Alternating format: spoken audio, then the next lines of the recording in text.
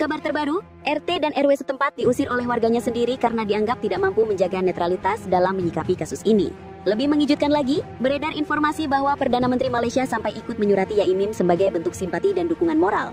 Tak hanya itu, terbongkar pula fakta mengejutkan lain. Yaimim ternyata bukan orang sembarangan. Dari garis keluarganya, ia masih memiliki silsilah keturunan dengan Sunan Kalijaga, salah satu wali songo yang sangat dihormati dalam sejarah penyebaran Islam di Nusantara.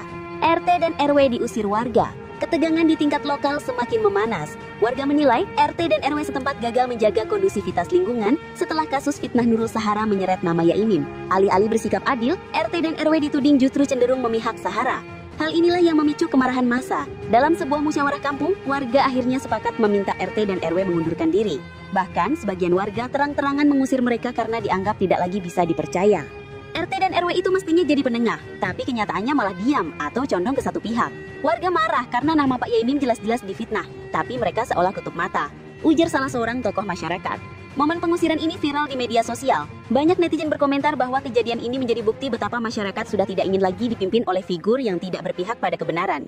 PM Malaysia ikut turun tangan. Kasus ini ternyata bergema hingga ke luar negeri. Sumber yang dekat dengan keluarga Yaimim menyebutkan bahwa Perdana Menteri Malaysia mengirimkan sepucuk surat khusus kepada Yaimim. Surat itu berisi dukungan moral dan apresiasi atas kesabaran Yaimim menghadapi fitnah yang menimpanya.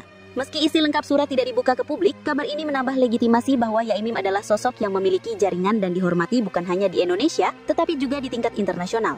Keterlibatan tokoh besar sekelas PM Malaysia membuat kasus ini makin menyita perhatian. Media sosial ramai dengan spekulasi, mengapa seorang dosen UIN Malang sampai bisa mendapat perhatian dari pemimpin negara tetangga. Dimarahi karena ngurut, takut. Gini ceritanya itu di perjalanan di tol gini kan. Bisa man jangan begini, jangan status begini. Nanti pendukungnya pada pergi loh. Sik toh, rungokno kupengmu ya. Dengarkan. Saya tidak perlu pendukung. Saya itu bukan politisi, saya itu kiai. Saya hanya ingin didukung oleh ilmu. Siapa ilmu ya? Tuhan sendiri. Al-Alim Tuhan kan? Iya. Nah, Kang Deddy sebenarnya nggak perlu dukungan. Kamilah yang wajib mendukung. Kenapa? Ya Kang Deddy itu ilmu loh. Enggak. Loh, ilmu. Coba orang-orang itu dulu Kang Deddy mau dapat loh. Tapi Kang Deddy gantengnya ya lumayan ya. Jadi mau podo oleh. Lo oleh. Enggak ada yang mau. Contohnya Yaimim Dewi jatuh cinta loh sama Kang Deddy. Bang punten, ini bang kalau misalkan kabarnya kan pihak Pak RT juga ada yang persekusi ya, dugaan persekusi. Mungkin dari abang ada cerita, mungkin versi dari pihaknya Mbak Sahara bang. Kami aja baru tahu tadi ada wartawan bertanya kepada kami berkaitan dengan persekusi. Kami juga bingung mau jawabnya bagaimana. Di mana persekusinya, kapan, siapa yang dipersekusi, yang mempersekusi siapa. Saya juga nggak tahu. Ini parah nih.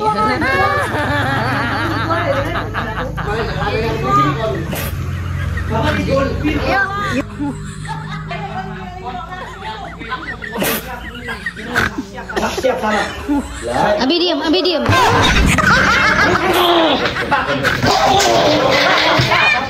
Dugong. Mampus. Mampus. Oh, Jumiati itu seorang bayangkari. Kok gitu? Sependek pengetahuan saya, bayangkari itu doktrinnya dalam bersosmed itu sangat-sangat dibatasi. Banyak syaratnya. Nggak boleh joget-joget, nggak boleh flexing, nggak boleh berkata kotor. Cuma anjir kayak gitu nggak boleh.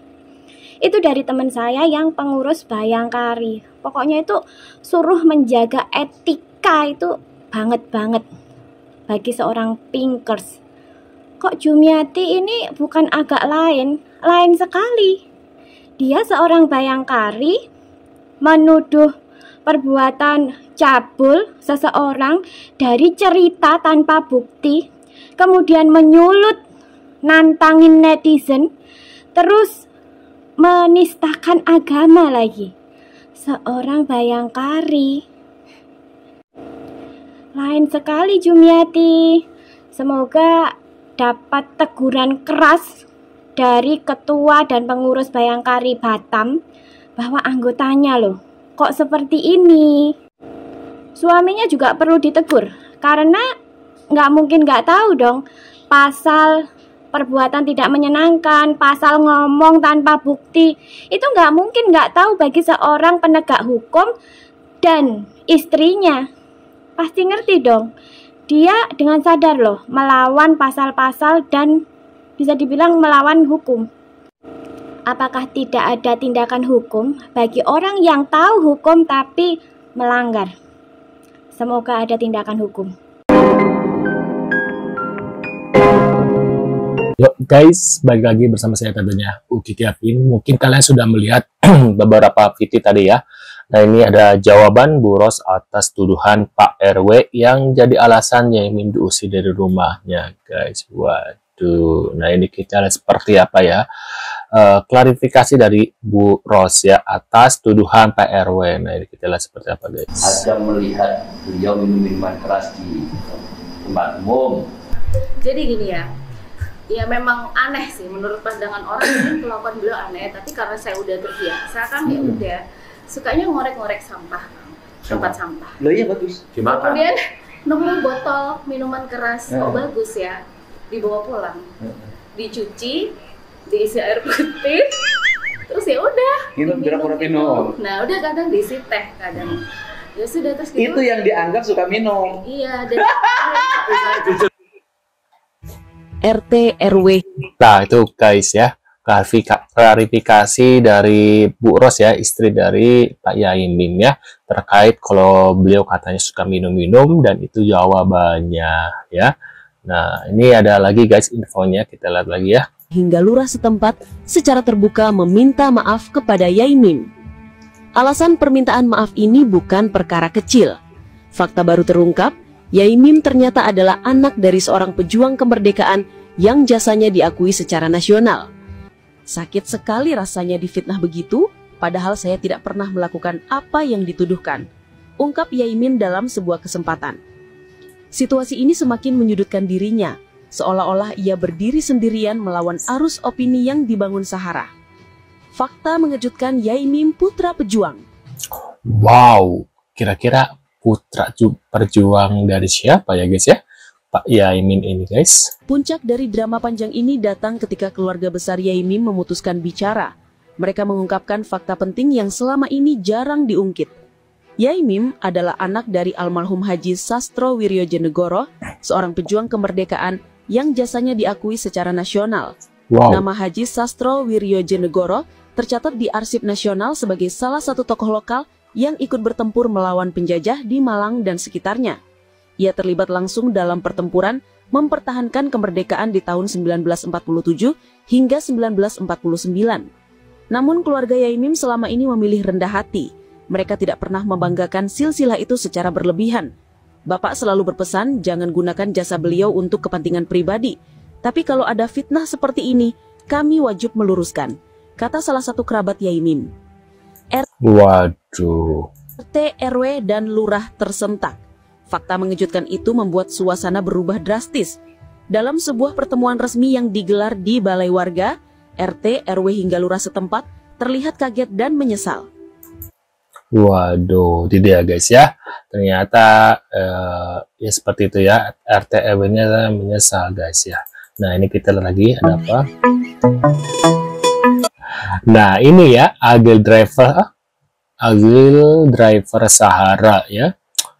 Ini foto-foto zaman bakhla guys ya, zaman dulu ya, Mbak Sahara dan ini ada Siti Jumianti yang di tengah siapa ya? Yang itu tuh temennya juga temennya Sahara ya waktu live ya. Nah yang sebelahnya yang kanan itu Sahara. Nah ini mereka ya. Kira-kira mirip nggak guys? Atau emang mereka atau hanya kemiripan saja? Atau mungkin masa lalu ya sebelum mereka hijrah mungkin guys ya. Nah atau mereka emang bukan LC tapi mereka emang doyan biasa ya. Mungkin orang juga punya masa lalu. Mungkin dulu pernah suka juga mungkin guys ya. Nah ini kita lihat lagi. Lihat ini siapa? Pantesan ya ngebelain mati-matian. Ternyata sahabatnya sama-sama mantan ya. Emang ya jejak digital itu susah dihilangin, apalagi kalau udah seperti ini, udah kesebar dah, udah kesebar. netizen ini guys memang pintar-pintar ya cari jejak digital yang sudah lalu gitu. Yang satu udah minta maaf dan udah klarifikasi, tapi Sahara sama yang satu lagi belum guys, dia masih anteng. Waduh. Nah, ada video terkait momen Siti Jumianti tertunduk lesu ketika mendengar nasihat dari gurunya. Waduh, kemarin petantang-petente ya nantangin netizen sekarang. Waduh, gimana sih kok jadi setengah-setengah gini Mbak Siti Jumianti? Kemarin belagunya ya sekarang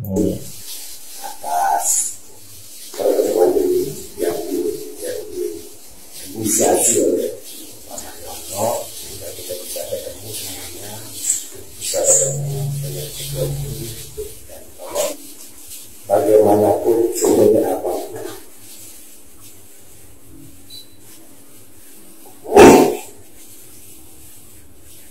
beliau ini percaya.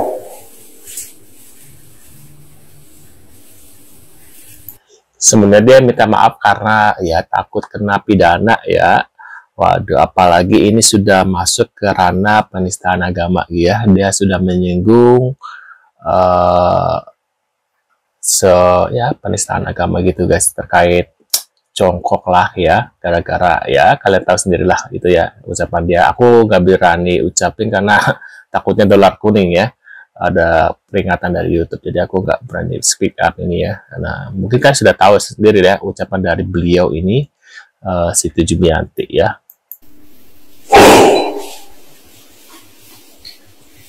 Bertahun-tahun saya beliau dari TKA, FPI sampai MI sampai kemudian sampai di masa saya ya ada dua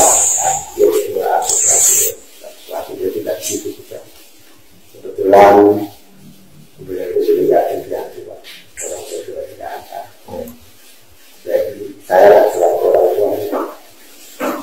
Oh, dia anak yatim piatu maksudnya. Suaranya kurang jelas ya guys ya.